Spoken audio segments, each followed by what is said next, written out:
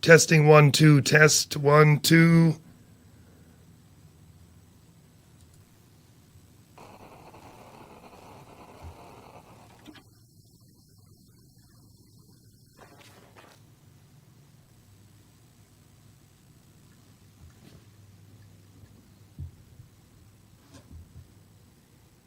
Is it happening yet? Can I get my sound working or what? Can you hear me, Jessica? Can you hear me? I can. You'll see my video in a second. Sorry, I'm just going to do this real start. It's only like 1 minute.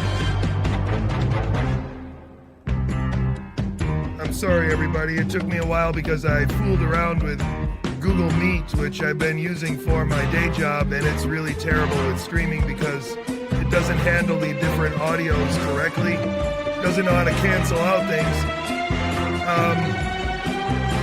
This is my goofy beginning, Jessica. I just recently started goofing around on some website where you can make these really easy. I'm not some kind of movie maker.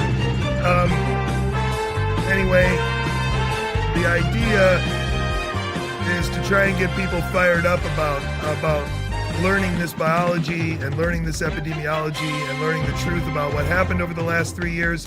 My guest is somebody who pulled herself out of the mud and has really got some, what I think is compelling observations about New York City.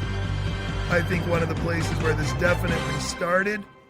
I often start with this little slide here with Star Trek on it because I feel like at this stage we're so far out that whatever future we imagine for ourselves is gone now because we are so far off track of where we used to believe we were going.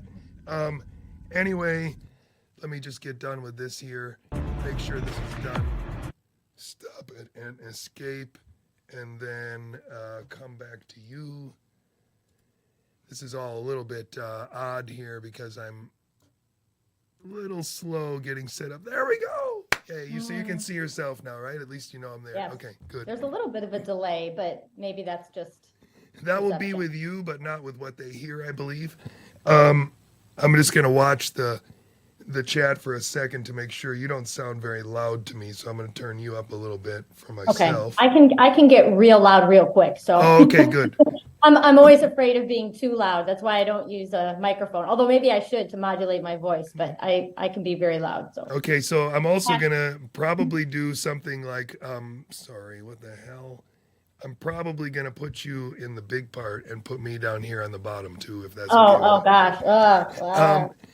So I see you're a guitar player, maybe, or somebody in your house is. No, that's my son and my daughter, and this is an office, but my son's video production stuff is here, and he does music and music videos, and so he's 16. He does great work, actually. So yeah, you teased me. Combo office. You teased me with the CV, but I want you to do it for yourself because I don't think I'll do it justice. But I'm super excited to meet somebody who's been an educator and even an educator of educators, which is a really it's an interesting perspective on what happens there, and you get an interesting perspective when you work with lots of teachers of the varied skill level. Like it goes from gifted, incredible, naturals to people who are there and really want to do it, but the idea of how to get a complex idea across to somebody, a child, is quite baffling to them. Anyway, go ahead, please introduce yourself, Jessica. Well, and actually along those lines, just so long as I'm thinking of it, I think it was Jerome Bruner who said that any subject of any kind can be taught at some intellectually honest level to anyone of any age. And I love that, right? Like that idea that no matter how complex the content, you can make it reachable, even to a kindergartner in some way, shape, or form. In a lot of ways, that's the art of the teacher, right? But yeah, you're right. I was a teacher and then a teacher of teachers. I taught middle school for 5 years before I went to a grad school at University of Connecticut, University of Virginia. My field specifically was educational, well, still is educational psychology with an emphasis in gifted education. And so my intent when I was at UVA was to, go into research, to, do the university academia life thing. But one of my professors, my mentor, is an internationally renowned expert in a certain area of education. And she started having me go out, and other people too. She's a consultant. She presented a lot and would have me go do that, right? Like, okay, hey, you go out and do this. Or I have this school that's looking to have a PD day on differentiated instruction. You go out and do that. And so I went from Professional development day. Professional development, and then my expertise was in program evaluation, curriculum development, just teaching teachers how to teach and assess better. You're in Pittsburgh. I remember not that long ago, maybe 4 or 5 years ago, I was for a couple days, there's a lab school right on campus there. I cannot think of the name of it. What a delightful group of teachers that was. Like you say, you encounter different things in different places, but that was a delightful experience for me. So I did that, and did some research and evaluation work throughout that time too. I've written several books. One is more academic. The other two are very practitioner focused.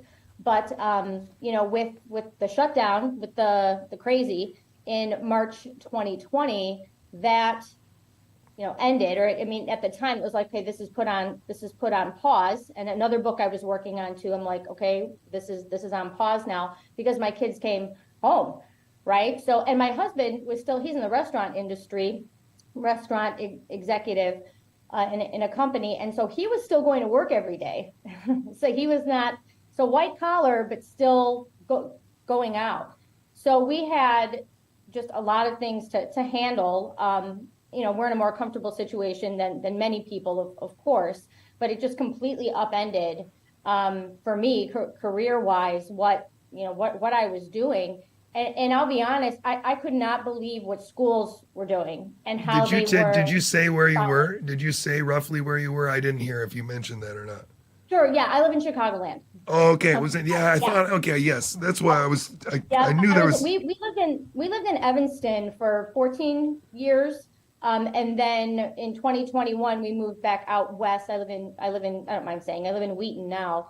Which is the area that I grew up in. But I just, in short with schools, you would think that when I took to Twitter, and I did, I was a champion of, open schools, no forced masking, all of that. But you would think that I would take time to really delve into research on the effects on kids and all of that. But for me, it's just been so self-evident. And I'm so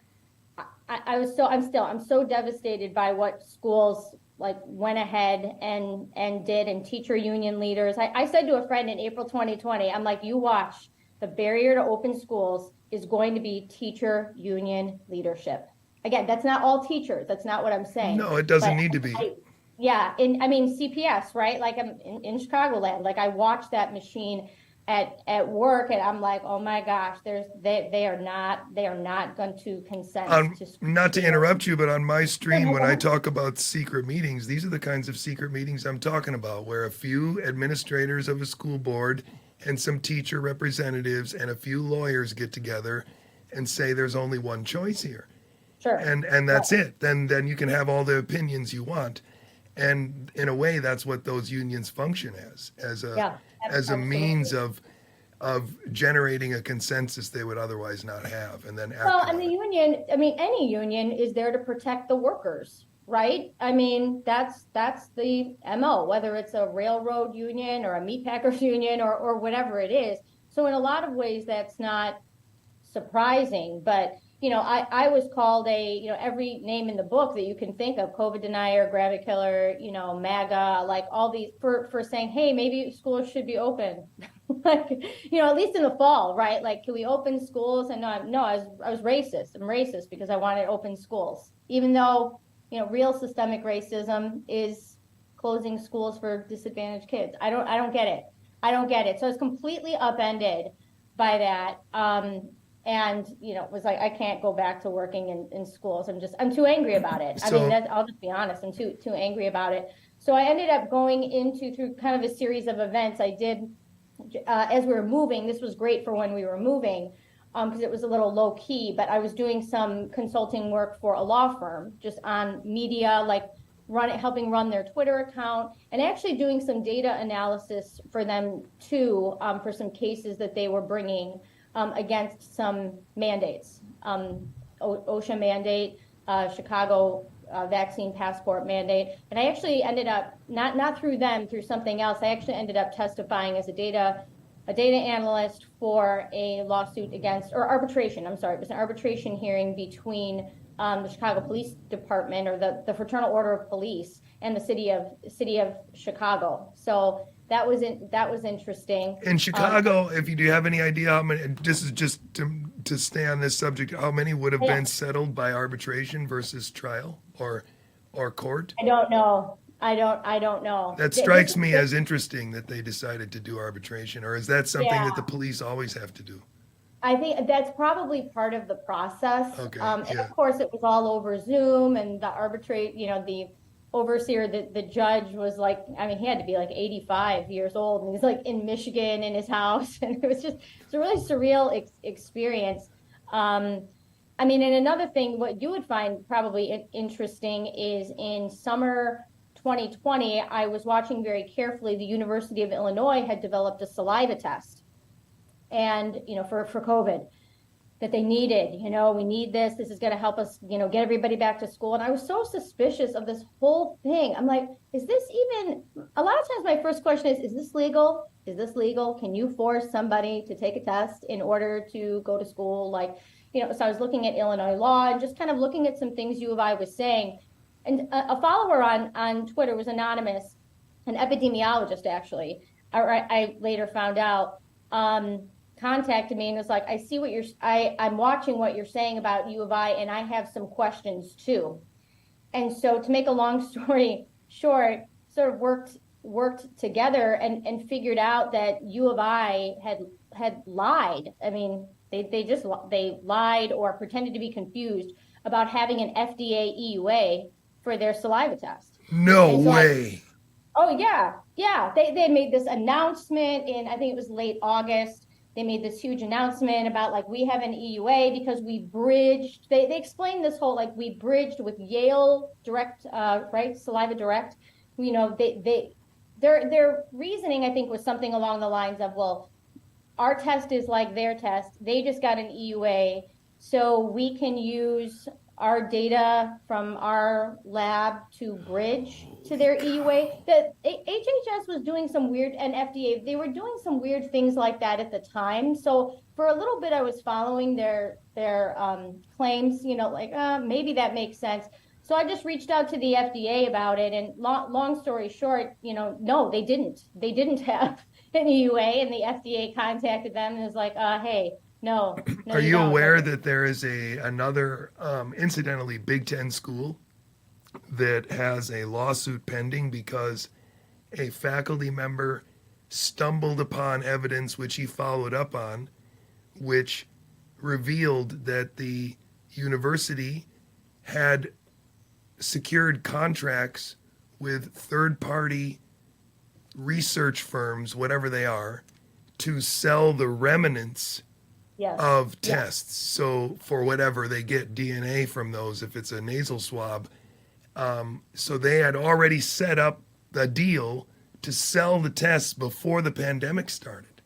That does not, I need to follow up on that, because I have a lot of stuff on U of I and that whole racket. I had been talking with some legislators. It's hard. Like in Illinois and in Chicago, the media could care less about a lot of this. I mean, they did cover the FDA EUA thing. I mean, they didn't link it to me, or they didn't necessarily know that I was involved. Though, if U of I would do it, how many smaller people did it? Like, holy cow. Exactly. And so they collected, millions of saliva samples. I mean, they had their athletes were testing 6 times a week at one point, like in season. Like, you had to go. I mean, I had documented all this on Twitter. A lot of it's on my Substack too. And my gosh. So U of I had straight up said, not that long ago, maybe last year sometime, maybe last summer, in a testimony before a committee of Illinois legislators. I mean, he just kind of straight up said, like, we have all this we have all this DNA and we're going, and a legislator questioned him about it. Like, are you going to sell this? You know, I mean, the answer basically was yes, that was the plan. And he was just sort of, you know, nonchalant. Whoa. I'll have to send you some stuff on that. But if you're interested, but yeah, this was, I think they're doing it and they were proud of it and just kind of made no bones about it. So I had tons of questions. I tried to contact some legislators about, the IRB protocols. I have their IRB protocols. I don't think they implemented a lot of this ethically at all. But you know, I'm just one person. So if you can't, It's just crazy because I've heard anecdotal stories from, this is now going to be the third, what I think is a very huge university that seems to have picked up very quickly that what they had was pretty valuable. Might as well just keep going. Right. Who cares if it's kind of mean to have them test every month or whatever, and every semester or whatever they did. The other thing that's interesting too, that summer, August 2020, one of the developers of the test, his name is Martin Burke. He was there was like a media blitz, right? He was all over the place. Seems like a nice guy, but you know, he straight up said at the time, like, well, the test isn't binary. You know, it's not binary. And I mean, he was basically talking about CT levels and that it might, you know, somebody could be asymptomatic. And, you know, he was talking about this idea, but he was like, okay with it. And what U of I would do is if a kid tested, or I shouldn't say kid, a student tested positive, like they would be quarantined illegally under Illinois law, by the way. That's another lawsuit that needs to come. But they would use this test. It's creepy. And it's creepy. So kids were on campus, but they weren't going to class. They were online in their dorm rooms, but they had to go be part of this experiment, right? And then if they tested positive, whether or not they were actually sick, right? They had to go in these other dorms and like hotels. Just completely like there need to be big lawsuits around loss of like education for that. It should be really, if you think about it, it should be lawsuits. Sorry? No, I was going to say, I do know of one at University of Washington. I think there's a class action up there around that idea. I'm not saying with the saliva test, but like that, you know, you charged us for full tuition and we did not get the full experience, right? Like the normal college experience that, you know, you're getting when you pay whatever, $30,000, $40,000, $50,000 a year. So I think there will be more of that coming out. I don't know, you know, I'm not a lawyer, but it's completely, I mean, yeah, as an educator of educators, like it's completely illegal. It's completely immoral, but nobody seemed to care. I don't get it. From my perspective, the part that scares me the most is that these young people, through coercion and strife, have been kind of brainwashed to believe that these kinds of tests work, that these kinds of measures have some effect, and masks might, the only people that are still masking are university age kids and really old people. That's it. And it's kind of frightening, actually, that these are the kids that are sitting behind the counter at Starbucks with a mask on all day. It's only them. Yeah. And it's they've been conditioned. Absolutely. And like beat down, so to speak. Yeah, that's the real toll of this. And then those aren't the people that are going to fight back. I mean, they're not part of the resistance. I mean, they maybe are in their own minds, right? Like there's probably some weird psychology that's going on there, right? I don't know if you've read anything about mask dependency and mask addiction. Actually, a researcher in Japan, like in 2009, was starting to document this there as like a psychological phenomenon, right? Like a security blanket of some kind. Well, and as a manifestation of other just psychological, you know, I'm not saying complete disorders, but like we think about teen girls, for example, like doing it to hide their face. You know what I mean? Or not, I don't want to engage, right? I just want to be behind. It's a social shield, right? So I was hugely concerned about that with kids in summer 2020. I'm like, hello, is anybody else concerned? It's a barrier, JJ, you know this. It's a barrier between the teacher and the learner.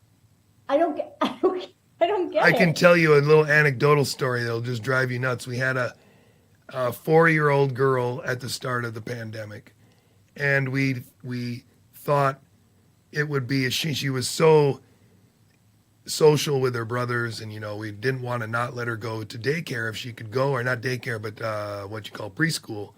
And they have a free preschool in Pennsylvania that is funded by outside sources, and it's actually not that bad because it has these teachers that are extra excited about doing it because they get paid a lot of money.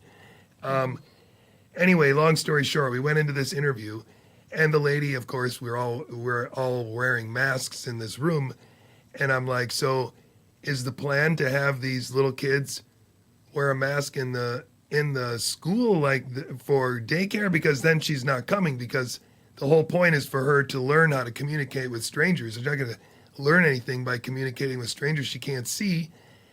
And she said, oh, you'd be surprised. It only takes them a week or two, and then they're fine with it. I'm working at a daycare now, and all the kids got used to it very quick. They only cry for a few days. And I just was like, for 5 minutes, I was almost stunned. And then I said, if you told them to wear underwear on their head, it would only take a couple days for them to get along with it too. It doesn't make it right. We're out of here. And we just walked out. Like I couldn't fathom what she was saying. I think you have to ask my wife, but I think I even started with, you don't have any real education in childhood development, do you? Like, there's no possible way you do. Otherwise, what you're now saying is absolutely ridiculous. How can I communicate with my child with a mask on my face? I mean, yeah. Or speech therapy. I mean, that's going on here. Like teens going to speech therapy, where they and the speech therapist are wearing a mask. Are we in the Twilight Zone? I keep this on my microphone stand because I love this, how it's going to be a relic. This is a mask that my son had to wear, and it's got a hole for the trumpet mouthpiece. I can't. I mean, you can see why I'm like, I don't think I can work with schools again. I mean, it's crazy. I like my kids' schools. I'm not saying that. I like teachers. I'm not blaming individual people, but like systemically, what happened and what kind of descended. I know some people call it mass formation. I was calling it a mass delusion event on Twitter in June 2020. I'm like, can we talk about whether we're all experiencing a mass delusion event, like just from the citizens' perspective? Because I couldn't make sense of, what I was seeing in the Cook County Medical Examiner's death register every day, and what people were saying and believing about, novel virus. I just I couldn't reconcile the evidence with how people were reacting. I still can't. No. So it is kind of one of those things, though, that once you see it, it starts to become more and more obvious every day. And sure. So can you, I think one of the things that I find so exciting about what you have discovered or brought attention to in New York City and that data is that I believe that New York City's cases were some of the real anecdotal 25, 30, 40-year-old people that got severe COVID and were on a ventilator and died. And that narrative needed to be seeded, that everybody was vulnerable. And it seems like the only place where all age groups were vulnerable was in New York City for about 3 weeks, where if you got into the hospital, you weren't coming out. And that's pretty extraordinary in a sense that how many other journalists had the opportunity to find this data, and when it was available to all of us. I didn't find sure. it. I mean, we kind of knew in our gut that it was there. Yeah. I mean, and I tend to look at, I can show you something related to that as long as you brought it up. And, a lot of my data too, are the data I've obtained a lot of things through, FOIA requests, things that, real paid journalists should have been requesting and looking at a long time ago. So I don't understand, but there's nothing really secret about this. But, I tend to analyze this. I'm a little different from Denis Rancourt, I agree with everything he says. But I tend to I'm trying to look at the mechanics of this event, right? I'm looking at it as a mass casualty event, spring 2020, totally different than everywhere else in the United States and everywhere else in the world, except maybe Bergamo, Italy, and parts of Lombardy.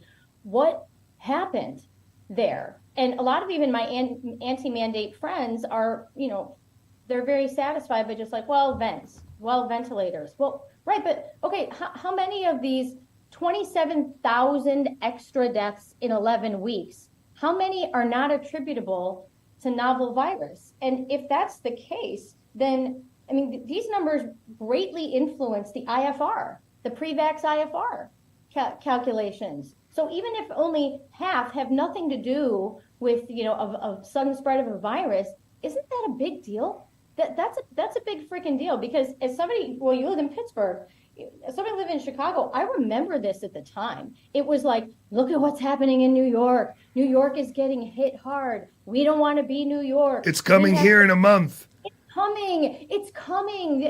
The hospitals, they're overwhelmed. And so didn't they even say that some of the spread to Florida was because people were leaving New York with the virus? I can't even. Yeah, they did. It was like the Blob. It's just like watching a 1950s movie, like the Blob. It's coming. COVID is coming. It's like a Paul Revere weirdness. But I just want to show you really quick. Let me share my screen. I mean, I have so many things that I could show, but I'll just bring some things up as you mentioned them.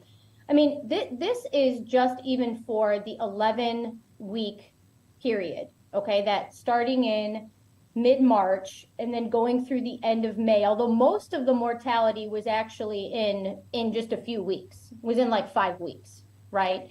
So we have those weeks, week 12, all the way down to week 22. And I split this into, this is all cause, but I split this into under 70 and, non like pediatric, non really young people, because that's not where the excess was anyway in this time, but 20 to 69 and then 70 plus. It is astounding that they had a 245% increase in deaths under age 70. I mean, that's astounding. That's a scary virus.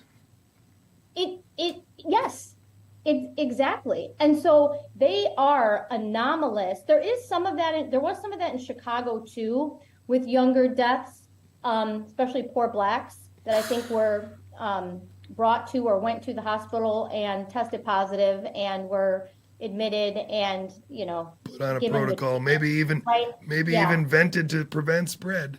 Right. Exactly. Because that was the message to the healthcare workers. I mean, I could go on and on about the PSYOP against healthcare workers at the time, especially in New York and especially in big cities. Lots of evidence of this, including out of University of Pittsburgh. I'll have to send you, but this idea that you have to protect yourself, right? And this is not even an outbreak event. This is something I've realized in the past week or two, because I have a sister who's an MD who was in West Africa for 10 years through 2021. And she's worked in, Ebola outbreaks and like local disease outbreaks. And I remember her saying at the time, like, this is not how you handle outbreak. Like, this is not how you handle disease outbreak.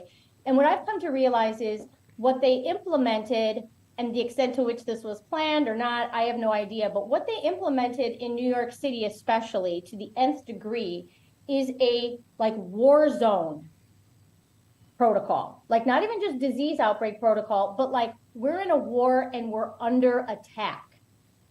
They, for some reason, Cuomo allowed residents and interns and foreign medical students and this weird cadre of people to be able to make decisions. It's all in his executive orders, to be able to make decisions without oversight from an attending. They sent out some of the more veteran doctors. Because they had to protect those old people. They were very vulnerable. Right. But, you also don't really want them getting in the way. Yeah, you know what I'm saying? Like, if I'm going to go that direction, I think this is really important for people to know. It's lucky they brought that ship in, by the way. Somebody in the chat says, lucky they had that ship there. Thank God, which is what you would do if there was a battle, right? Or you were under attack, right? Where you were bombed. That's the kind of thing that you were anticipating being bombed or anticipating being blitzed. I can't remember what I was going to say before this, but it's just amazing to me, all these things that were done, and there were no third-party witnesses. I mean, can we just think about that for a second? Not only in New York, but everywhere for a while. So I would contend that even if tomorrow we said, okay, no more visitors in hospitals for a month, do you think that would increase mortality risk? I do. because you don't, and that's not Wow, a dig against doctors. that's a really important point to make, Jessica. No witnesses. No witnesses. So when people tell me, well, I was a travel doctor and I went to New York City and I was on the front line. Well, first of all, a lot of those people actually came mid-April. Why they were called in the first place, I have no idea. Again, military response. Okay. The hospitals were not overwhelmed, which I can show you with data too. They were not overwhelmed. Even the hospital that was billed as the epicenter of the epicenter was not. I obtained that data. They were not. Low patient volumes, historically low patient volumes, but massive death. And no witnesses, but we're supposed to believe the doctors. I don't get that. That is bizarre to me. That is completely bizarre. New York City has 11 public hospitals, right? Somebody brought this up to me the other day. Are there cameras? Like, are there security cameras? Can we get those from public record requests? Is there a legislator that could get those for us? Because I would like to see that. But it's inexcusable that hospitals did not let people in and they kept them out, and then they want everybody to believe, that what happened. It's like, you were, I don't know. I don't know what to say about that. It's like not letting parents into schools. Although we did see that happen, by the way, in most places, right? Yep. But I just think it's outrageous. So this comparison, even forget COVID for a second. They did that same thing in care homes too. They didn't let people visit their relatives in care homes. So when they died there, no witnesses. Exactly. Exactly. I mean, but look at this. Look at this, JJ. I mean, so look, this is from the U.S. mortality site, but look at this. It's like a bomb went off. And then it goes away. That's what's so crazy to me too. Like this rise here. Let me show you this one. This is daily. I've gotten a lot of daily data from New York City because death is a daily event. And this event, there were things that were happening day to day to day. And I think a lot of analysts, when they look at things, they look at months, right? And then you miss it. You miss it. We got to go back and say, wait a minute, what actually occurred here? What mechanics were at work? So, I mean, even just looking at this, and this is, this is like middle school math, okay? Like this is just descriptives. We are not looking at something super fancy pants here, okay? But I actually think it's some of the more revealing stuff when you just look at the basics of what occurred. But what is being implied here? It's being implied that, okay, we have nothing in mortality going on, nothing. And I've shown people there's nothing abnormal going on in heart disease mortality. There's nothing going on in flu and pneumonia mortality here. There's nothing. It's all just normal or within like some statistical variation, right? So this is the period leading up to March where we're supposed to believe that the virus was seeding. It was silently spreading. Mm-hmm. But there was no impact on mortality. How can that be? And then it just goes off like a bomb, right? Like an attack. And let me just say too, if I was putting on a tinfoil hat for a second here, and I entertain all theories, by the way, because I think you should, but if I was going to pick a city in the United States to stage something and show people that they need to take this virus seriously, do you think I would do it with Provo, Utah? Do you think I would even do it with Miami? No, I would do it with New York City, right? Because they've been under attack before. Whatever you think about, 9/11 and all that, it was the buildings fell, right? Like we all experienced that. So this, and there's tons of people here, right? So this is the ideal place to show everybody to take the virus seriously.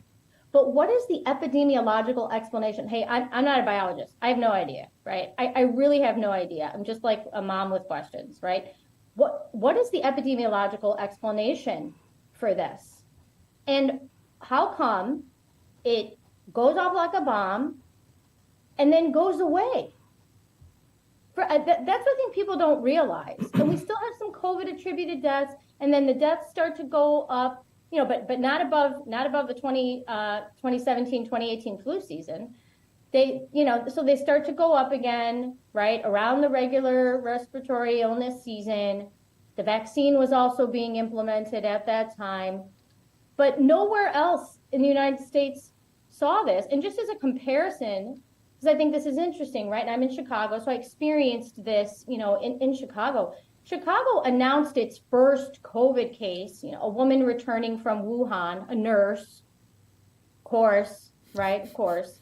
So we announced that back in January. New York City announced its first case, a 37-year-old, I think, woman returning from Iran. Remember Iran? Remember that COVID hit Iran and they lost 12 of their political leaders. Yep. Okay, I mean, seriously, people know. So they announce it, right? So why doesn't mortality in Chicago go off before New York? Right? Like what is the explanation here? Because I know New York is denser than Chicago, right? But really, there's a lot these two cities have in common. But Chicago's mortality doesn't even start to go up until late March. I mean, there's if you were going to argue for spread, which I'm not, I think that's the original myth, right? Spread. But if you're going to argue for that, at least Chicago looks a little bit more like something spreading. But I asked this on Twitter once, if I start, sit down with somebody and I say, hey, say there's a city that normally experiences 4,000 deaths a month. If the number for that month jumped to 25,000, what in the world would you think happened there? And I had hilarious responses to this. So some people are like climate change, right? Like just being funny. But people, I think, did not realize like that happened.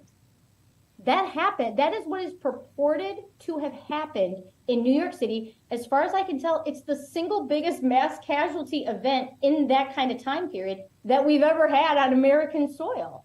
I'd be very curious to know exactly how long they smeared that 25,000 out before they finally sorted the numbers correctly and said, oh yeah, those guys are all from, I think for a while they were just holding back deaths at least for a month or a month and a half and not really reporting them. And so they just yes. So that is one possibility. And what you just said, there's some interesting data that supports that. I won't be able to show it today, but yes, I'm just putting it out there. And I try not to make claims that I haven't, that I can't whip out the evidence and say, look at this. But I think that there's reason to believe that for New York City, that deaths were held or not yet processed, right, from 2019, 2020, and maybe even that happened after the fact, and they were all put into this peak. But what's interesting is, New York, death records, even just basic death certificates. So you're saying that you think that there are less bodies than 24,000 bodies? I think that could be cool. A possibility. Wow. But I'm not out and out alleging that. Yeah, but here's what I would say. If I was sitting in front of like a bunch of legislators or whatever, I'd be like, prove it. Prove these people died on those days. I don't care what you say they die from. Give us the names. Why aren't we honoring the dead? Right? If the virus hit New York harder than everywhere else, and then New York defeated the virus and showed everybody how it's done, right? That was the narrative. That was the Cuomo, Fauci, Trump narrative. Yeah. Right. That's the narrative, and it's still there. And what people say, and I can show this if you want, but they say, well, it was Cuomo's nursing home policy. I'm sorry, where the data on where people actually died shows that's not the case. It's possible that New York is not disclosing how many nursing home residents and hospice facility residents died in that period in the hospital. That they're still not being honest about that, or that they had held some death certificates from people on the edge of life in the months before and put them into that spike. So it's like a noble lie, right? Like, well, they die, but we think that they could have died from COVID. Right, Like exactly. there's a Because lot of maybe ways that you COVID can was do there it. early. Yeah. Right, right. So Oh, and I you can even convince people that that's actually good. That's a good idea sure. because Oh, yeah. we got to Oh, send well, this they message didn't out. know. Well, and you might remember starting in mid-April Holy 2020, remember they shit. added all these probable deaths. Yep. Yeah, yeah. And really, and they added around over 4,000 probable deaths between mid-April and January and June, excuse me, in that period. But the city's final vital statistics report for 2020 finally came out this past April, and they removed a lot of those probables. Now, They made great graphs for the PBS NewsHour, though. it was awesome. Well, and did you know, I mean, since you've been talking about the testing and whatever, I think this is fascinating. This is cases. I don't care much about cases, by the way. They're just positive tests. We knew that really early on, but there's a lot of case chasers out there that were like chasing the pattern of the virus. I think that was a mistake. But let's just go with this for now, and knowing that case count is positive tests. So we have this case count. The case count stays high, right? Like they were testing a lot in the beginning. It's a lie that they didn't have enough tests. They did. They did. Their tests were coming back at 70% positive. I don't know if you know that or not. That's outrageous. I can show that on another graph. No But way. oh yeah, I'll show that in a second. You'll love it. But probable cases, why do probable cases go up in the latter part of 2020? We're still not sure. I don't understand that. I don't understand that. But remember, they weren't having excess. So somehow New York City figured out how to keep the virus under control, but didn't tell LA, right? Right? I I don't know why they expect us to believe that. But look at this. 70%, 75% positivity rate. I mean, what in the world is that? I wonder if that's threshold or if that's just bad No, it's all their primers or test. I what mean, it here's the is. actual test if you want to look. Look, here's back here. So deaths, this is deaths, COVID deaths only, as show. But those are the positive tests. I mean, that's crazy. So what is the explanation? They had all these positive tests. I'll tell you one thing that I think may have happened. I'll give you one possibility. Did they stop? Did they universal test everybody in hospitals and nursing homes here? Everybody, right? In addition to people who were coming in. I mean, everybody who was already in there. Then did they stop that and still have testing going, but like in the community more? And there was community testing going on back here, by the way. But did they stop that?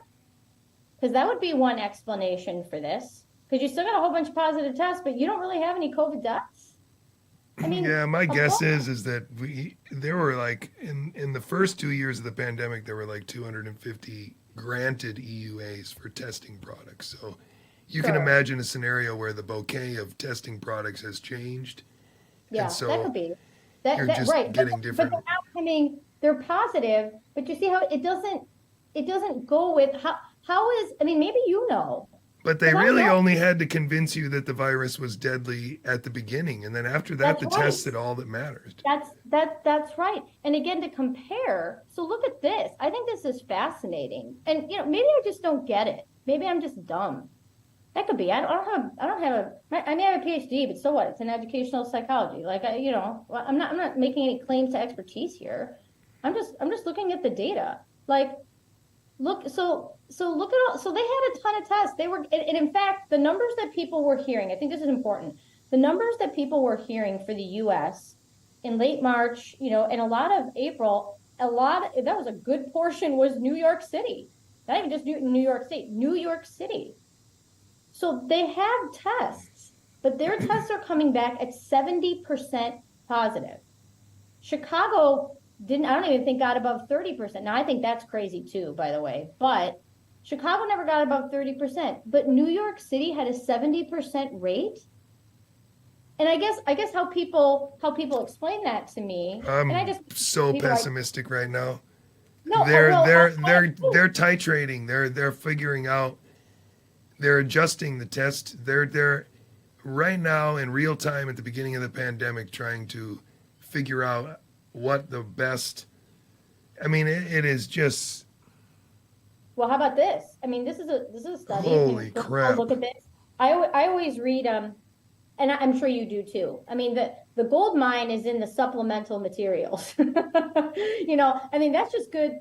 That I used to say that to my grad Northwell students. Health. I'm like, This oh, is you one of know, those always read the places. footnotes, always read the supplemental material. That, you know, try to replicate what they did, right? Like try to figure it out. You know, so these folks are from Northwell Health, which is, you know, one of the biggest systems in the New York metro area. And it's not just hospital testing, right? And I'll show you some of this, but one of their conclusions, I don't know, and this study came out in July, right? July 2020. They said this was their bottom line.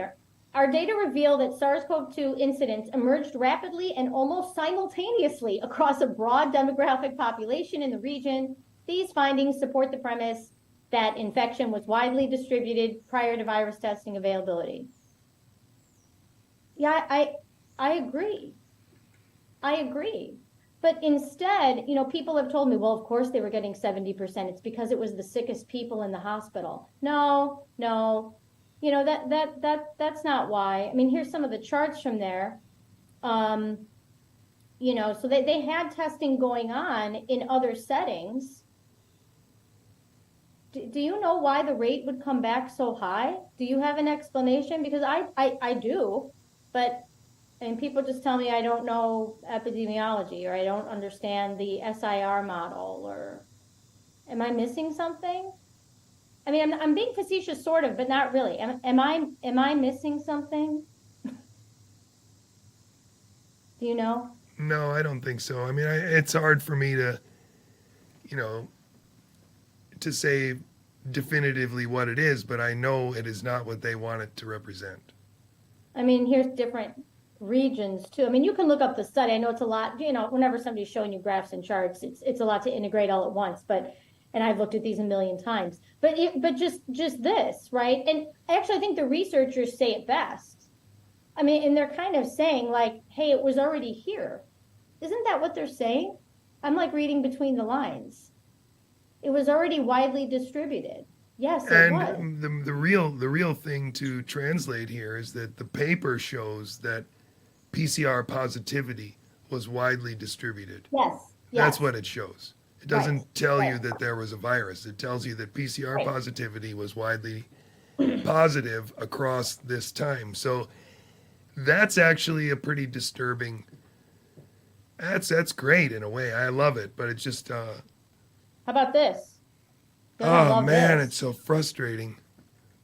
So this is flu Stretching out. testing. This is weekly, okay? So this is flu test given and positive flu tests, okay? So, you know, they had a pretty healthy rate here. But, I mean, what in heck? So again, they didn't have enough tests. For what? For what? Yes, they did. They took off. Look at how many tests were ready to go. A lot. And look at the rate. It's really high. So I don't understand that. Oh, yeah, I think I do. I think it's definitely a background signal, and Well, it's yes, beautiful. that's how I would expect.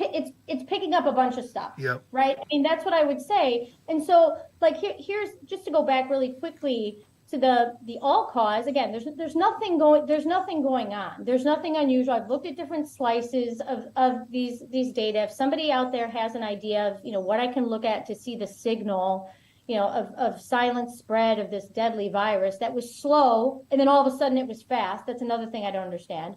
But people are like, well, we needed more tests earlier so that we could have had it under control. Testing earlier for what?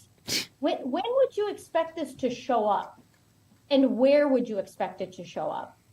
I've looked at as many data points as I can think of, including, and we don't have time for this today, but like ambulance data. And there's some weird stuff in the ambulance data, by the way, that you and I have to talk about sometime. But I've looked at all kinds of data. Where would you expect to see this this virus? Like, where would you expect for it to show up, at minimum?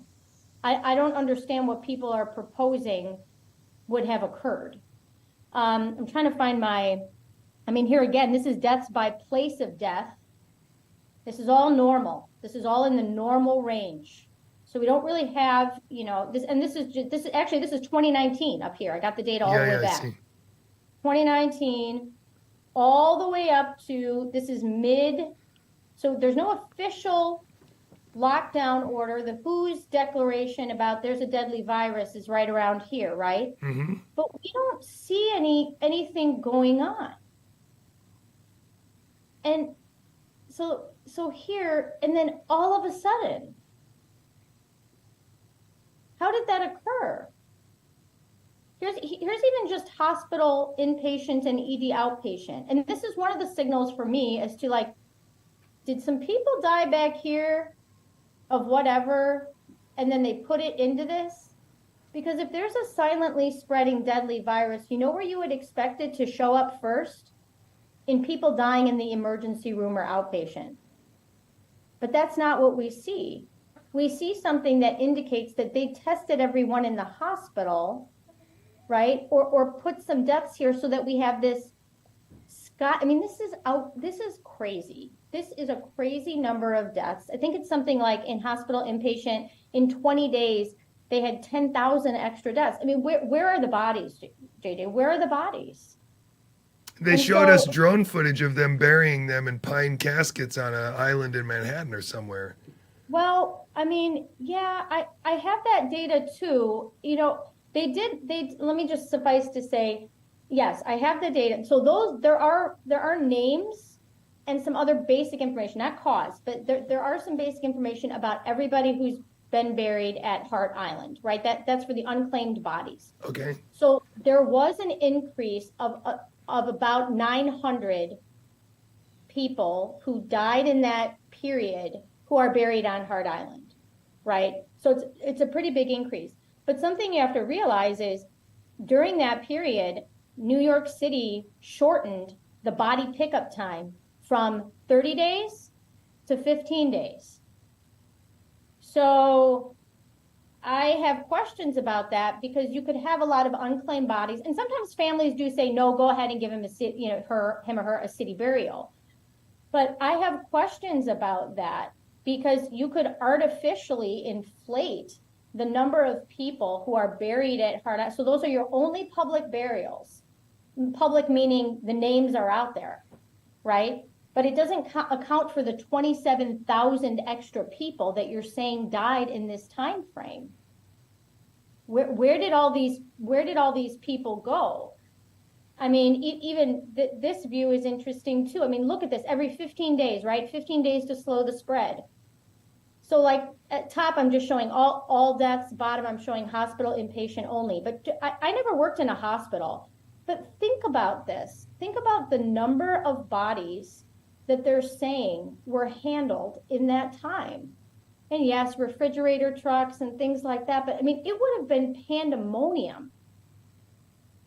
So I find it interesting that New York State, you cannot FOIA or there has to be a lawsuit or some kind of order, but death certificates are not public. In Chicago, they are. Now, in Chicago, we might make stuff up here too, right? Who knows? Dead people vote, all that, right? We have a legacy of that here. But at least every death that occurred in this period is public. There's no names on there, but I can go in and see each individual death, line by line by line. So I think New York needs to be compelled at minimum to prove that forget COVID for a second. They need to be able to prove that this number of people died. 23,000. Wow. Yeah. And there was more in May. But I think people don't grasp the scale, and they think, well, it's, New York has 8 million people. I know, but they normally have, in a week where they normally have, or in 15 days, okay, they normally have 2,200 deaths. They're saying they had 15,600 deaths. And we have people going around the city with cameras at that time. And yes, there's ambulance sirens and all of that. But you know what? But JJ, They might have had to stack them somewhere if there were that many, though. Right. Well, here's something really weird. Okay. The main entry point in hospitals is the emergency room. Yes, there's other, sometimes people check it, like especially if you're having scheduled surgery, right? You don't go through the emergency room. But we're supposed to believe that the hospitals were overwhelmed. But look, ED visits were down. They're down. And look, ambulance dispatch arrivals to hospitals, which that's a weird pattern there, by the way. There's a rhythm to that data. I can talk about another time. But there's not more people being brought to the hospital. And yet, a little bit different view here. I've got bars now instead of the lines for the ED visits and the ambulance dispatches arriving to hospitals. But look, so I think we need to look more at the timing of what happened. The timing. It's so important because really New York City was used to sell it to the whole world. Exactly. And people forget. People are like, well, London, London. If you line it up, London's death started later, just like Chicago's. But you know what came before New York City? Just before? Madrid, Northern Italy. Then we had Diamond Princess. I believe that was a staged event. In ex post facto, I'm not saying that they staged it in advance. And then, Wuhan was before that. And then Iran, like we were talking about the Iran business.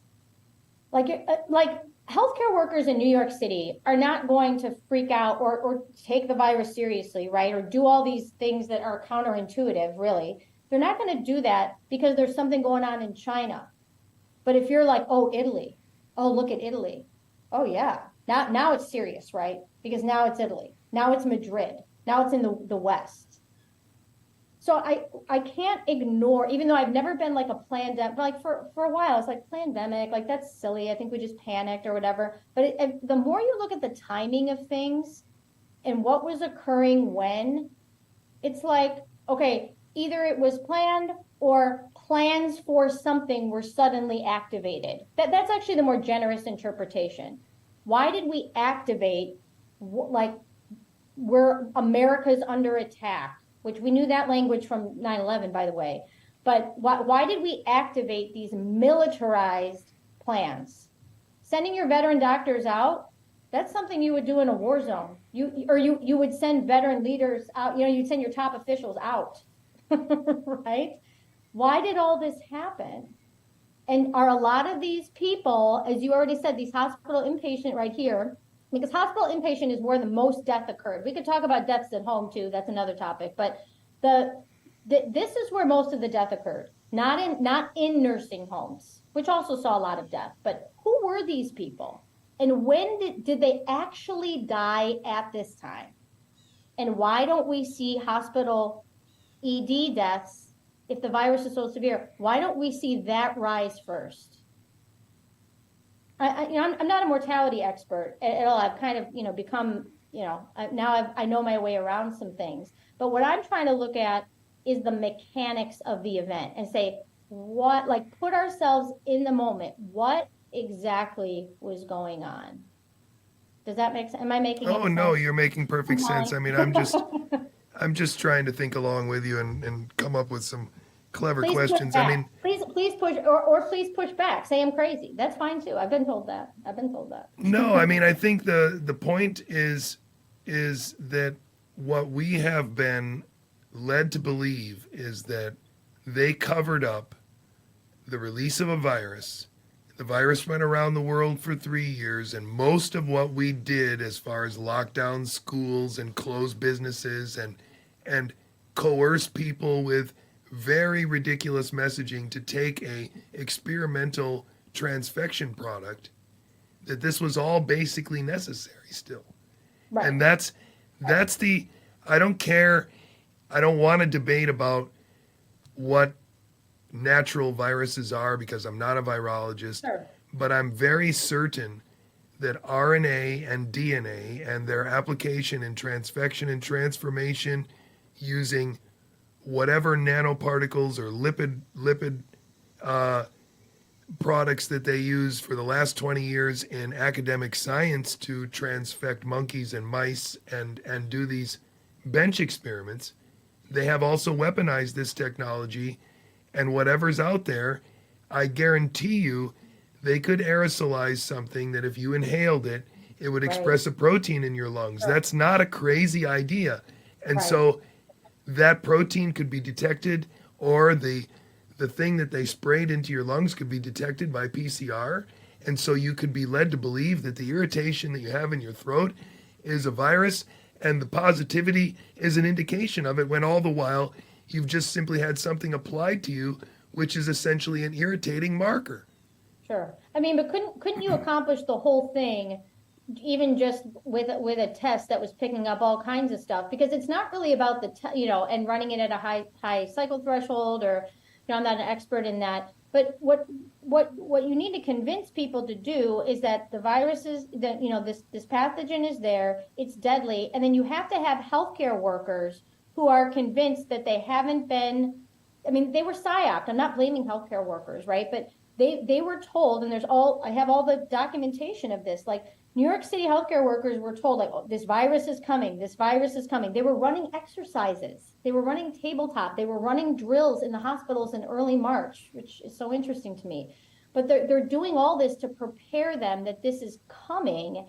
And if somebody tests positive, they have this virus. Yeah, I mean, there's no question, Jessica. The first principles will say that if you just start with first principles, we have absolutely no data before 2020 about PCR positivity with any of these tests. As far as we know, we could take these tests back in time in 2019 and they would be even more positive than they were in 2020, for all we know. And so, from my perspective, this has always been the fallback, that this is just a background signal that was always there, that they've decided to tell us represents something, and it's really the change in our treatment of a set of symptoms based on that ridiculous signal. If somebody said that if they come in with a Cubs baseball cap on, you need to ventilate them, and if they come in with a White Sox baseball cap, you give them antibiotics and ivermectin, you'd have two completely different outcomes, and you could tell everybody that wearing a Cubs hat is fatal. Yep. And that's basically what they did. I'm a Sox fan, so I would agree with that. But but yeah, I mean, then people say, well, people were sick. Yeah, they're sick every year. Well, and not only that, if you get and what's funny, I'm actually more of a historian now, right? Because I go back, I read the New York Times articles, I see the patterns in the language, and one of the terms that was around at the time was critically ill. We have a lot of critically ill patients. Critically ill with what? Where do you get a lot of critically ill people from in New York City? Well, I can think of a lot of places, right? But the main place you could get them would be from hospice facilities and nursing homes. I don't understand why any nursing home, maybe a few, but I don't understand why nursing home residents would have been transferred to the hospital in the first place. I don't understand that. But picture, again, I don't work in a hospital, I never have. But if I'm a doctor and I'm all of a sudden getting a whole bunch of nursing home patients, I mean, and they're all tested positive, and you know what I'm saying? Just trying to put myself in that situation. Like, you don't understand. We had all these critically ill people, multi-system organ failure. I do understand. That sounds a lot like a transfer of nursing home residents into hospitals who never left. But we've been sold the opposite, right? That it's all because Cuomo sent COVID positive people into nursing homes and then spread the virus. Well, the virus or the positive tests were already in the nursing homes. So what are you saying here? How does, and we know people can be persistently positive, 30 days to 90 days. I mean, you can keep being positive. So what are you saying? They just should have kept testing nursing home residents in the hospital before they sent them back? but all of this is conditioned on spread, right? Yep, it definitely is, and that's really what you don't see. You don't see it in the numbers. You don't There's no see it. spread in the numbers. That's my point. And so I think for people who are like, well, of course it happened. New York City. Like, right, well, New York City is the exception. I agree, but it's the exception that proves the rules, but not in the way that you're thinking. Right. So isn't it funny? How do we know sudden spread of a novel, deadly, respiratory pathogen, didn't cause this? Because of New York City. Isn't that funny? Yeah, it is. It's concluded. It's extremely ironic, and it makes me very happy because the Cuomo fella and then his successor, I think is her name, Hutchell or whatever. Yeah. She's extraordinary. It's hard for me to, I don't know. It's one of those public figures where it almost feels like she's a ridiculous caricature. Yeah. Yeah. And so she's there to drive you nuts, very similar to how Donald Trump drives certain people nuts.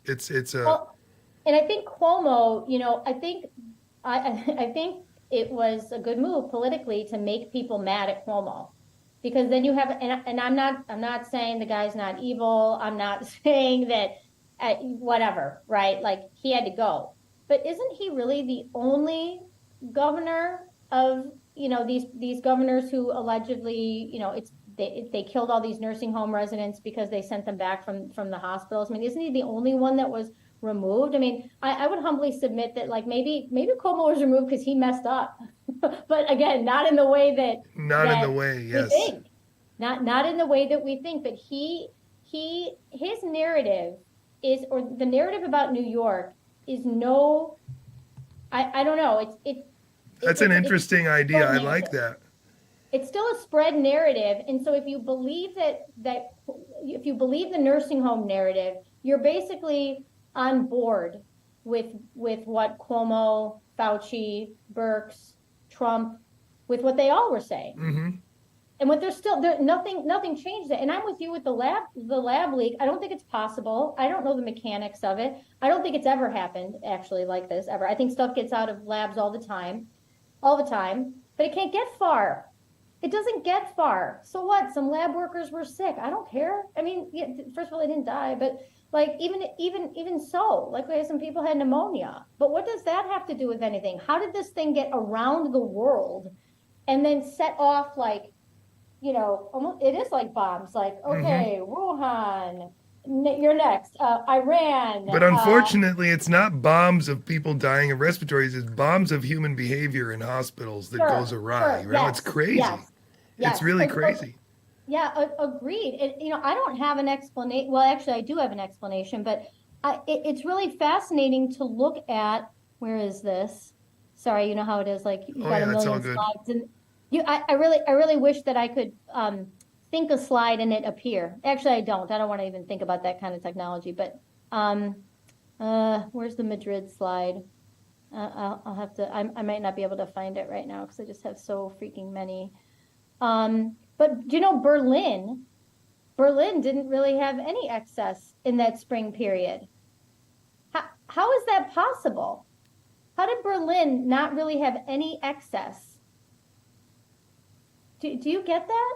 No, I mean, I think a lot of places have had this, in retrospect, the same experience where the excess death hasn't really started until 2021, and now there's a little uptick. Right. So I would say with Berlin, I think it's an example of, well, tell me what their hospitals were doing or weren't doing. Maybe their hospitals weren't mass testing. I mean, maybe that was purposeful, right? Oh, let's look at what, Germany's doing. They're doing it right. And isn't that Drosten guy from Germany? I mean, yep. I just, again, I'm not a pandemic person, but like, the more you look at, like, you go back to 2020 and you look at the sequence of events, and I know a lot of people are focused on the vaccine, and I get it, right? But like, that's not that, and yeah, it's harmful, and I don't disagree with what people are saying, in like our crowd about the vaccine. But I'm like, can we just go back and look at whether a vaccine was ever even warranted? But see how beautiful that is, though, Jessica, because what you've discovered is essentially there's no evidence for a long-term sustained spread of a pathogen. There's no way it happened. It's not showing up in the data. But what that means is that there was no long-term sustained spread that the vaccine stopped. And that's part of their story too, that since they rolled out the vaccine, the cases are going down, and it's helping, and it caused some change. And that's also requires that there is this illusion that the PCR tests are finding things and less people are dying, but it's still spreading. And now it's Omicron, and we can track it with high fidelity with these sequencers. It's a thing we've never been able to do with the coronavirus in the history of mankind, even though they do apparently show up in different places and there are novel ones. We've never been able to track one with 100,000 separate sequencing reactions that show the step-by-step phylogenetic change of it. It's just absurd that the kind of things that they are claiming that they have as evidence that represents this. It's just it leaves me breathless. I completely agree. And this, unfortunately, I don't have weekly for all these cities yet. I'm working on kind of a bigger comparison of cities. It's funny how hard it is to get like basic, like how many people died in a city each day. I mean, why isn't that data public? Mm-hmm. But I mean, but look, like again, what is the is it because Berlin did everything right and New York did everything wrong? Like, is that even though like Berlin's really close to Italy, certainly closer than we are. So how does that, it's like people want it both ways. Like the spread narrative doesn't make sense at all with any of the data of any kind that I've looked at, but people want to hang on to that because that was the original lie, I think. And even 1918, like, I don't know if people know this, and New York City actually has made its death certificates public from 1850 to 1949. So that's sort of interesting. But even if I just do, all cause, this is all cause, daily death comparison, 2020 versus 1918. And I've got a lot of questions about 1918. I think we see two iatrogenic events or strongly influenced by iatrogenic factors. Nice. It's true. It's true. You should talk to my friend Mark Kulak about that because he's got a whole. Well, and did you know I found out a couple weeks ago, New York. I have a subscription to New York Times, the archives, and I mean in October, like the New York City Health Department announced like a vaccine that they were going to give to everybody because Spanish flu was there. Yes, they did.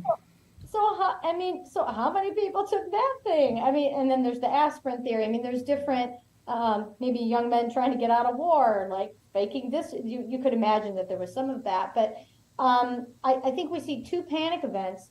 But even so, the 1918 mortality curve is a little bit more convincing, actually, than the 2021. Yeah. The 2021 would have us believe that, like thousands of people, suddenly died in New York from this pathogen that got out of Wuhan. And I think you and I are on the same page with the lab leak thing. Some of our anti-mandate friends are so happy about these emails. And I get it. Like I get that because I remember these days when people were suppressed for suggesting that this virus, whatever it was engineered or adulterated in a lab, and then that was suppressed. So I get it, but I mean, Anthony Fauci knows that everything that he says in email is going to be subject to FOIA someday. So I'm not really sure that these people were having like top secret conversations via email. Like I'm something of a FOIA expert, have been for years, and in my real work now, and I'm just telling you, like.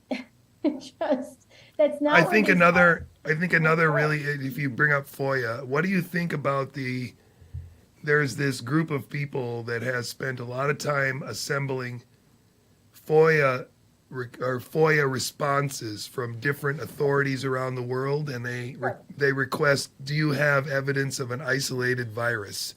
And they all have to admit that we don't have evidence that we've isolated the virus, and so I feel very frustrated with that because can you explain why the language of the FOIA request is so important to Yeah. knowing whether or not you actually asked for anything or whether you just made it really easy for them to say no.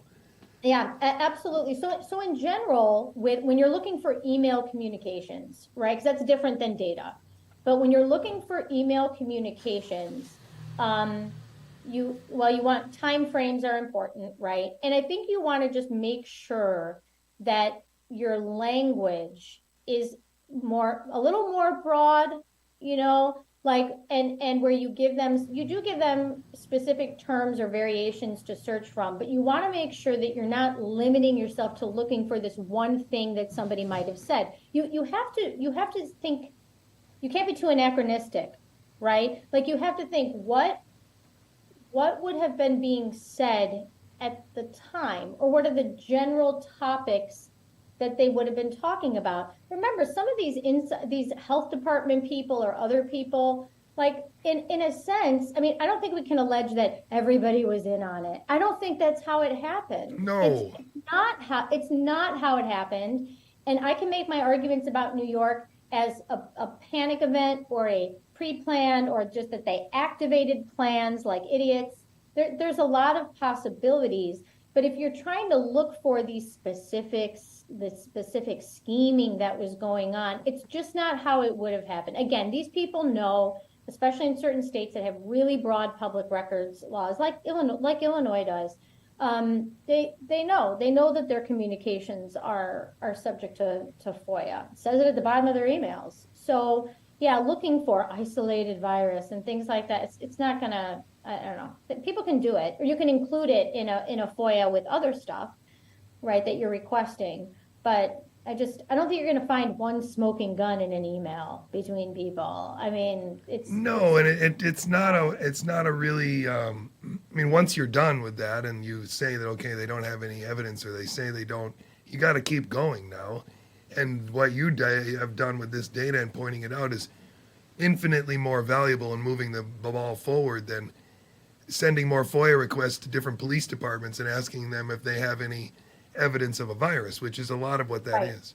Well, but the things that people do need to, and what I've done in New York, and some of the data is already public. It's just that nobody has looked at it because it's complicated, or they're huge sets or whatever.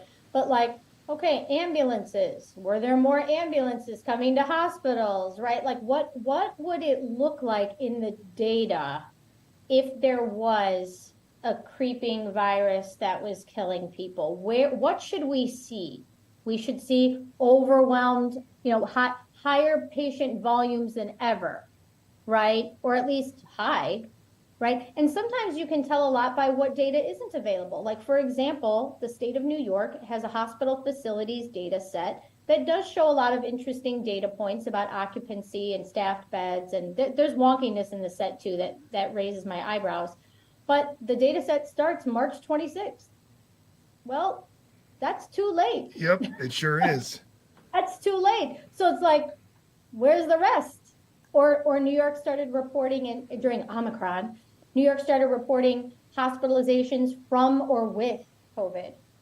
Where's the rest of the data? Do you know if in Italy the event in Bergamo in northern Italy was similarly across age groups or not?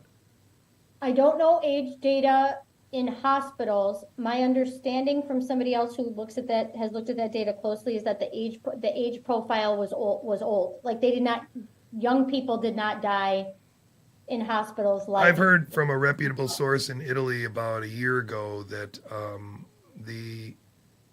the government of Italy had a program of vaccinating old people in northern Italy in 2018 and 19, and requesting information about it became impossible in 2021 due to classification. Yeah, that's interesting. I've heard something with like the pneumococcal vaccine. Yeah, it was a pneumonia vaccine. Yep, I've heard that too. And when I hear certain things like that, I'm like, okay, and then I try to get data, right? Like, because I'm not just I like this theory, I like this idea. I really believe in corroborating, all of these things. That's why earlier I said, like, the case chasers, I think just I get it. I remember those days, but they just got way off into disease spread land. And I think it kind of messed up the way they were thinking about this. One thing I do They have got to a lot of followers for that though, so they didn't really correct themselves. Yeah, right. Well, exactly. I mean, in specific to Bergamo Hospital, I obtained this data directly from the researchers. That's another way to do it. Because, and actually, I've had some researchers not respond to me on certain things too, which is pretty telling. But if, a lot of time, I would say about 70% of the time, if you email a researcher and you say, "Hi, may I obtain this raw data, in table 2 or whatever," that they'll send it to you immediately. The most normal situation is for somebody to respond like immediately, in 2 days, be like, yeah, or, hey, yeah, I'm going to get that. I'll get back to you. It's the people that don't respond to you that you're like, and it's usually people that are, it's New York data. Usually. So how do you read this graph? So how I read this, sorry, get back to this. So I don't have the data before it. It starts February 23rd. Again, pay attention to the timing. So I'm going to consider that. And in the study, they say this too, because this is from a study. But so that's kind of our baseline there, right? That's our baseline. And that jives with after too. So, and it jives with after. Exactly. So they find a guy, they can't remember the specifics of like the first case in Lombardy or Bergamo or whatever, right? It's like a pneumonia patient or, I mean, for all I know, they just co-opt people that are already in the hospital. I know that sounds crazy, but like, there's a new virus, let's test everybody for it in the hospital to make sure it's not here. That's completely, that's the movie Contagion, right? Like that, That's the mindset.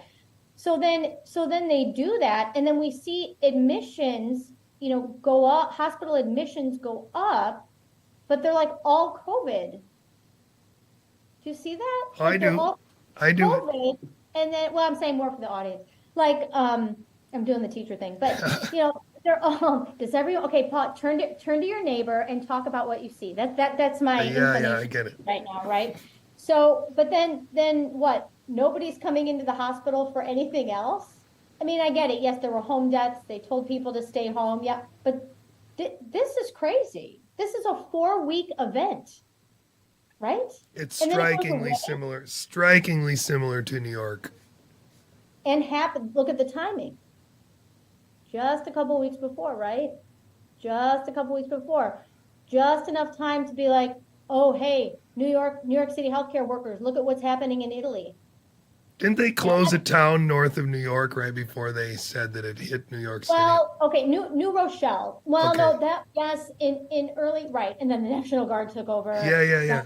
Doing testing, and people were demanding testing. Yeah, right? It was a real. Again, New Yorkers are, they're prone to a little, and any New Yorker will tell you, right, that they're prone to this kind of like, semi-neurotic, sudden panic. Chicago is not actually. Where people just go along to get along and they're complacent. That's the problem here. But New York, you can whip up into a frenzy a lot more easily than you can in Chicago. That's just a difference. I know both cities. That's a difference there. But yeah, I mean, so they closed that. But New Rochelle is really right there from New York City, right? Like it's not far out. Like it's like basically part of that same metro area. See. But yes, they did that there. I love that they didn't do it in a more affluent community, right? Of course not. I mean, New Rochelle's not poor or anything, but I think that's really funny. So yeah, I mean, stuff like this, and people have been convinced that it's through Hollywood and other, conceptions they have, that because people look at this and like, yeah, Jessica, obviously, disease spread. Really? Yeah, it's definitely. Again, I'm not an epidemiologist. I don't know, but I don't think you can look at this particular graph. I find this a very compelling analysis in the sense of just look. There's 3 lines. The black and the blue line have a normal position, and I bet if we could get more data, you would see that it's a very, very consistent position. And it's a pattern, it's a wave, whatever it is, but it's going to be. I mean, that's what I've always been showing with my stream is just the pneumonia deaths and how they went from being very, very under control for a decade. Suddenly, we had 3 times as many pneumonia deaths in New York City. And when did those occur? When did those actually occur? Give me the death certificate. Do you see what I'm saying? Oh, definitely. And when I look at this too, and I think most people don't do this, but I tend to think mechanistically or systems, right? I tend to think systematically, maybe because of a result of working with schools, right, and school districts. But I think, okay, who was coming in and why? Was there a mass transfer were nursing home residents being brought in? Were people who were panicking and having asthma attacks and testing positive and then being admitted and then being treated? Do you see what I'm saying? Sure. I mean, you also have to wonder how effective was the media, in telling people that if you have these symptoms, you should go to the hospital. I don't know what they told people in New York, but.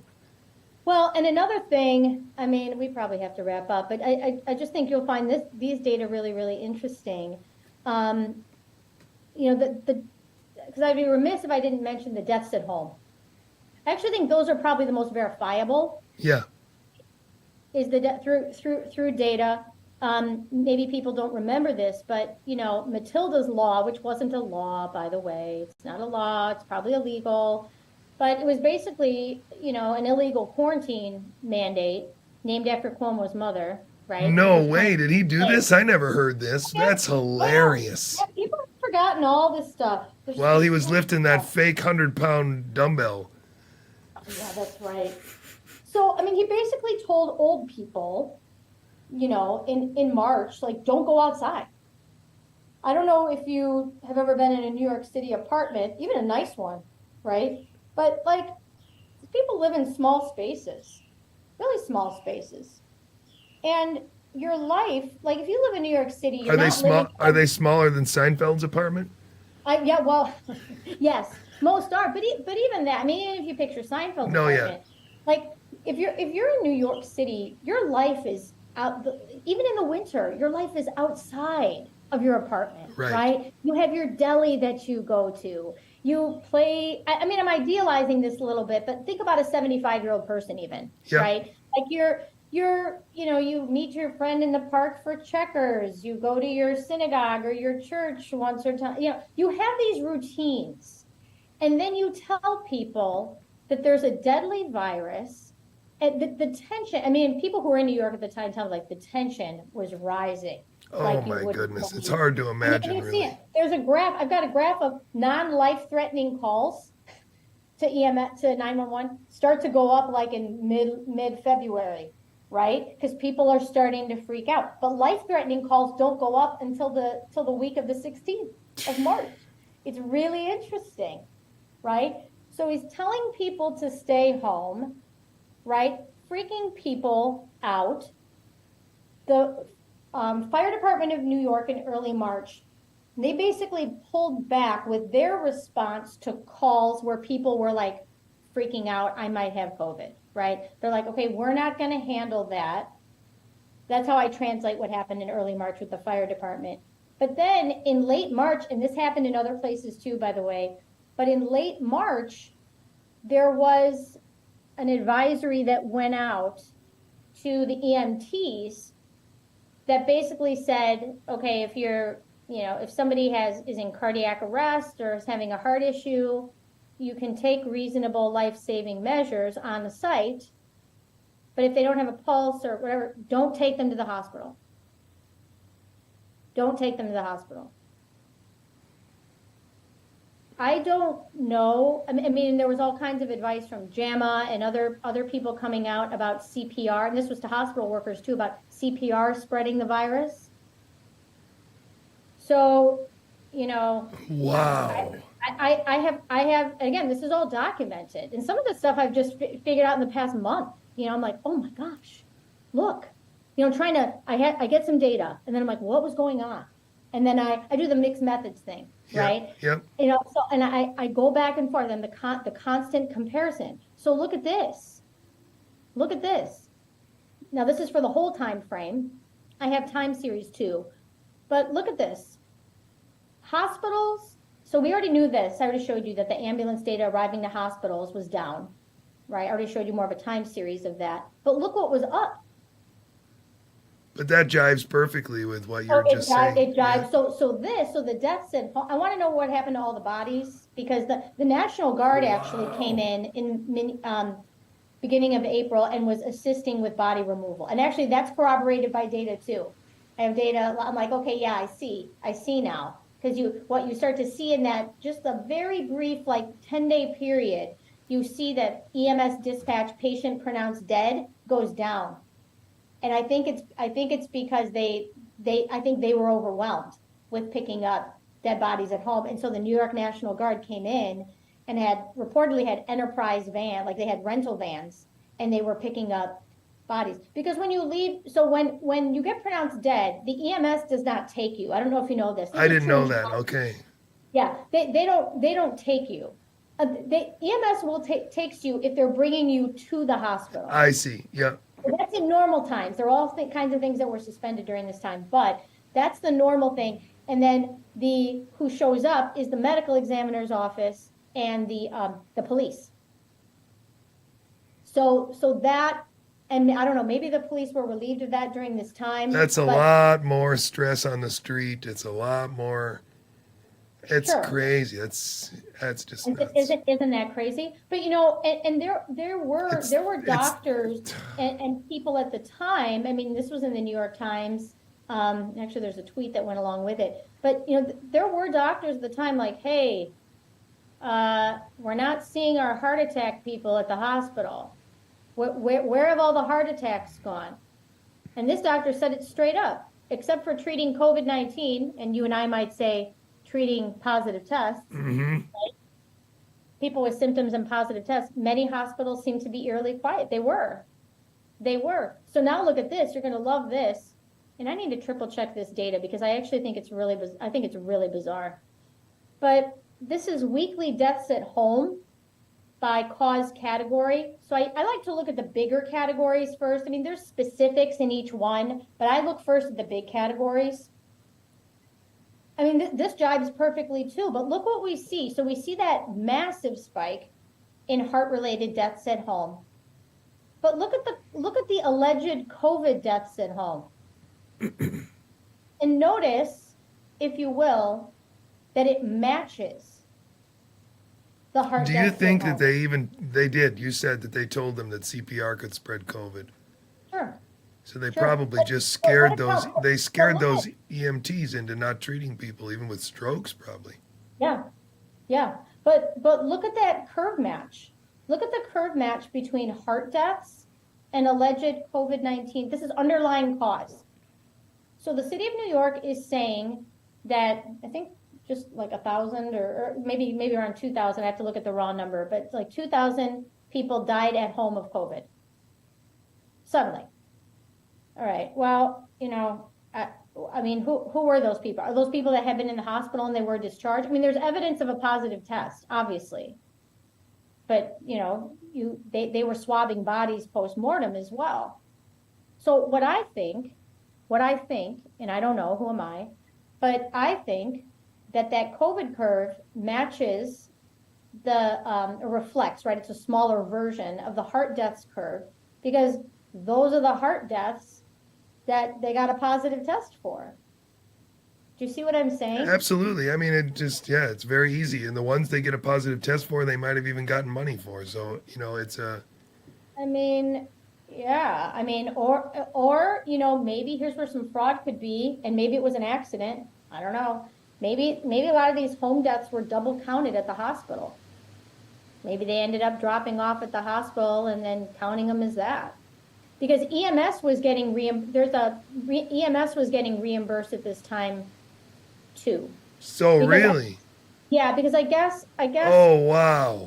I just was looking at this yesterday, and this was nationally too. I think usually there's only certain reimbursements, and this is just in normal times, but when the EMTs actually bring the person to the hospital, there's only a certain kind of reimbursement. Does that make sense? Sure. You just get differently. one fee for the Right. transport. So during this time, and it actually makes sense. We're telling you not to bring everybody that you would normally bring to the hospital because our hospitals are overwhelmed. But the hospitals weren't overwhelmed. See, it's all very dystopic. Like when you put it all together, it's like what was. But they weren't overwhelmed because we locked down.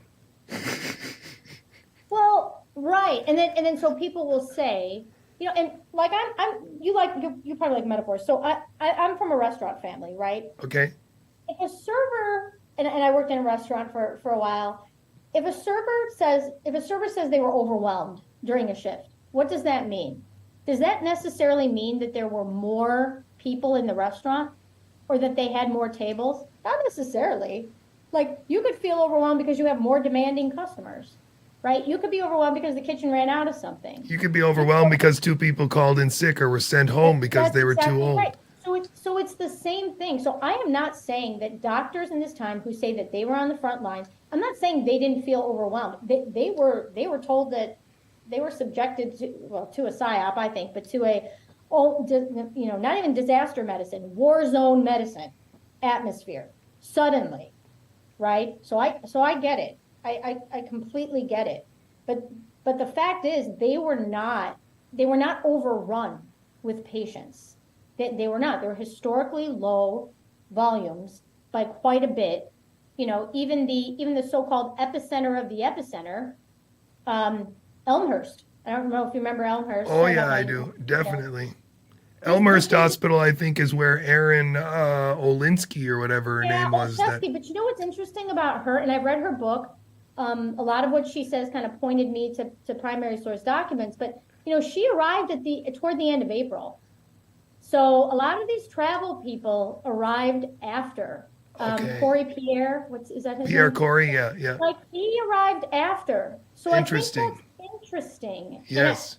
I'm not saying that they're lying. It's just like the critical period is before that. What actually happened? So this data I got from, it's not out there already. I had to wrestle it from New York Health and Hospital. But I've got a baseline there just for comparison, so you can see. And that's another tip for FOIA people, right? When you're asking for data that's not already publicly available, get the timeline, get the whole thing. Don't just ask for a really narrow. We need the comparisons here. We need to show what was going on in 2015, 2016, 2017, right? But look at this, and you can't really tell because of the perspective I used here, but Elmhurst, actually, their bed occupancy, and by the way, they wouldn't give me their bed availability data. They're like, oh, no, we don't have it. Like, well, can I get total staff beds? No, we don't have that. Okay. Really? But anyway. It's kind of a constant, isn't it? Huh? It should be a constant, right? I mean, it's just a number. It's total baloney. But I got the basics of what I asked for. And in early March, in those first 2 weeks of March, you see a drop in non-ICU occupancy and ICU occupancy. Now, what I used to think, and this is still possible, is, they canceled elective surgeries. I think it was on March 11th, right? So it's like, it's kind of an emptying out. Well, yeah, but why is there a drop in ICU? Right? Like, so I want to know how many of the discharges that are implied in that first dip, right? Not down here, here. But again, this is the, we're overwhelmed. This is the New York Times story video is like right in here, right? We're overwhelmed with COVID patients. Yep. But what happened here? So our earlier theory, are there some deaths that occurred here that got pushed forward to make it look, and maybe somebody would say, well, that's okay because they probably died from COVID. No, they died from COVID, or they died from testing positive because New York started testing everybody in the hospital March 1st after the woman from Iran comes back and tests positive, and then some of these people got treated, right? Isn't that possible? Yeah, I don't think that's conspiracy. There are records around this. And I really shouldn't have to be, doing my own journalism enterprise here. These things should all be public. But the first step would be getting the death certificates public, right? Prove it. Prove these people died, New York. Challenge. Put up or shut up. That Chicago did, right? Yeah, it's a very compelling case to make that even just the timing of deaths subtly shifted in a city like New York could mean drastic numerical differences. And so you could point to things on a graph and say, hey, look, And that's really all they did on all the news programs is say, hey, look at New York. Right. Yeah. And I think just people forget, or when I talk to, some folks in Pan Data and, they experienced all this and, other countries. And so I don't think they don't maybe remember like I do what was going on. The analogy I make is my dad during 9/11 was in a remote part of Haiti, and he did not hear or watch or see anything or even hear that something had happened until 3 days later. I think I was the first one to reach him on the phone, and it was like scratchy. Like this was before, smartphones and all that. And to this day, it's something of a family joke that dad doesn't get 9/11. And I mean, he thinks it was evil, all of that, right? He doesn't minimize it, Yeah. but he didn't experience it, and I didn't experience it in New York, right? But we were all watching, right? And so we all have these just memory. It's like the when Kennedy was shot thing for people, right? You remember Challenger exploding, right? You and I are roughly the same generation. I remember Challenger exploded on my birthday, and I remember my counselor coming through the hall and saying, hey, did you hear the shuttle blew up? And he was like all kind of upbeat in a way, like not happy, but it was just the way that he said it. I was like, oh, you're full of shit. And I didn't even swear at that time. I think you're just full of it. And then he was like, no, really, it did. And he was just one of these guys who would pull your leg a lot. And so I didn't believe it for like almost the whole day. I got home and my dad said the same thing. I'm like, what? I went through the whole day thinking, it's bull. And so it is those kinds of things. 9/11 was something that I got up. I was in Chicago and I was living Southport and Waveland. And I was it was wintertime, of course, or cold enough that I wasn't riding my bike, but I was in the summer riding down to the University of Chicago. But I had since started taking the L, and so I would get on and ride all the way down until the 51st Street stop and then take the bus to University of Chicago. So I got on the train after the first plane hit, and when I got off got off the bus, I got off with somebody on the bus who was saying, oh, but I left my house, a second plane had hit. So it was really like I got to work. The guy that I was working for was Tunisian. And so I shit you not, that morning he had shaved his beard. He said, you can go home. We're not going to work today. You need to pay attention to what's going on. And I need to go home and be with my family. But it really shook everybody because it's not only what you see on television, but it is the collective reaction of everyone around you that creates the psychological current that you can easily get caught up in. And if that current's going the wrong direction and you aren't capable of swimming against it long enough to grab a handhold, you can get lost. Young doctors in a hospital, you can't expect them to be able to swim against the current they were given. Even newscasters were probably bullied behind the scenes. And it's hard to say that these people, if you said you're going to quit, I'm not going to announce this, I don't believe it, or you can't tell people to lock down, they just would have fired you and let someone else do it. So much of this operation, and I can't thank you enough for sharing so much of your time, is based on the theater that was pulled in New York. And I really applaud you for focusing on it. And I would have you on anytime you want to keep diving into it, because I do think that it's a crime scene. And once we start thinking of it that way and realize that the rest of the show is precedented under the idea that New York got slammed, we can all start to wake up. I still can remember them telling us stories that people were leaving New York and bringing the virus everywhere. And so it was just nuts. I mean, really nuts. And that red dotted map of the United States with ever bigger red dots, it just drove me nuts. It really just drove me nuts. Yeah. Well, I think too, if I could just add, I am not, because people have accused me of saying that doctors are murderers and all this stuff. I'm not saying that at all. And I'm not saying, people say, well, I've heard ambulances. I believe you heard. Yeah, of course. Yes, you did. They were going to people's houses. Right. So I think these experiences that people have I think that they're really, as a qualitative researcher, it's really important, right? But we need the corroboration. It's not just about one person's experience. And I think the more people that kind of can look at some of this data and look at some of bring themselves back, and I know it's hard because New Yorkers were especially subjected to like PSYOP. They really were. Sure. And so they had these experiences, and I think if we can help people make sense of these experiences and then hear some things and then check what they said. I've just found a lot of valuable information in reading accounts, hearing from people who's like, share a little bit here, share a little bit here, right? But it's been great, and I'm not stopping until somebody makes me stop. So where can they find you? You're going to come back on Twitter soon? You're taking a break right now? I'm taking a break. It gets like intense, and I have some, work projects that I'm working on. And so, yeah, I mean, normally I'm at ewoodhouse7. That's an old eponym that I had, Emma Woodhouse.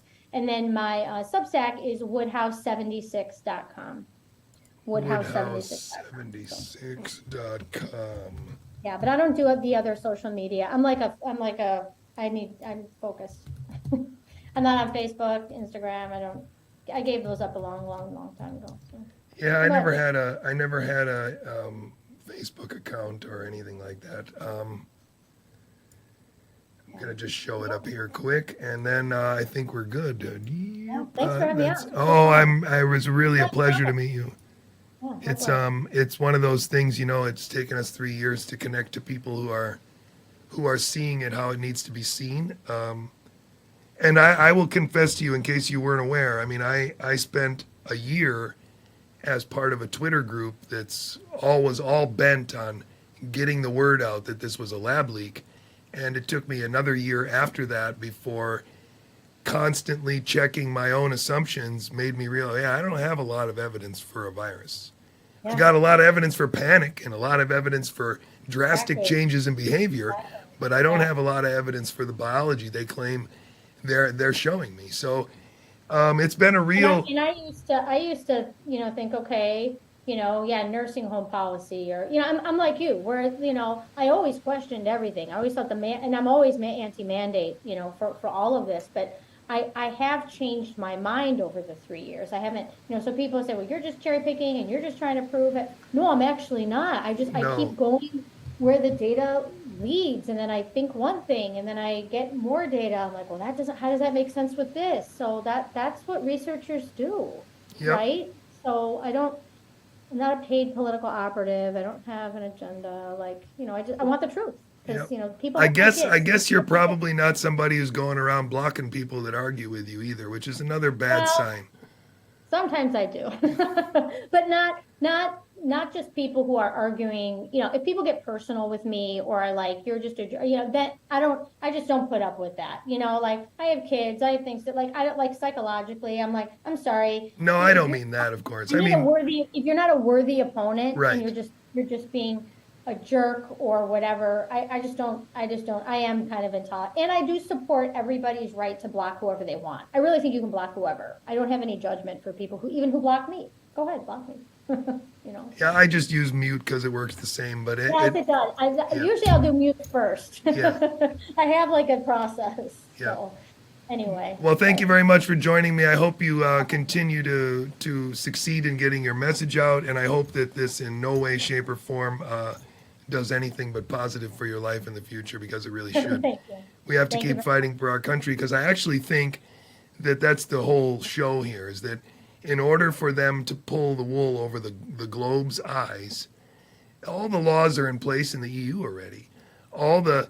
They don't need to change anything, and a lot of the laws are already in place here. So the only thing we can do is introspectively try to improve American system and get ourselves out of the WHO. But more importantly, we got to change the laws that are on our books that allowed them to do this, so they can't do it again. Yeah, I agree, because it succeeded. I mean, anti-mandate people don't like me to say this, but that it was a success. Absolutely, it was. Mission accomplished. This lab leak thing is even more of a reinforcement of the U.S. government. Thank you. Exactly what I've been saying for 3 years. It's like even a better result. right. It's like, of course we did all that because there was just so much we didn't know about this virus. And it was a scary virus from Wuhan, and it could happen again. Oh my gosh. And it can even be made in somebody's backyard garage now with all the easy mail order kits from eBay. It's crazy. Yeah. So anyway. Okay. All the best to your family. Thank you very much. And we'll talk again soon. Okay. Bye-bye. I win. Thank you very much for joining me for that. That was pretty much worth all of my Saturday. I'm going to come on in about an hour after I get a lunch break and do a few video study hall thingies. What a great guest. It's finally, and it's been a while since I've talked to somebody who even when I teased her a little bit about clones, she was like, we don't need that. We don't need that at all. Why do we need that? We just needed PCR tests and people to act crazy. Wow, thank you very much, Jessica, for joining me. That's Emma Woodhouse on Twitter, and we're just going to leave it right there because it was just such a prima stream. Thank you very much again for joining me, and I'll see you in about an hour. I don't know, something like that. I got a new toy. We'll see what we're going to do with that. I don't know how long it'll take me to figure out all the stuff. Hopefully it won't take me too long.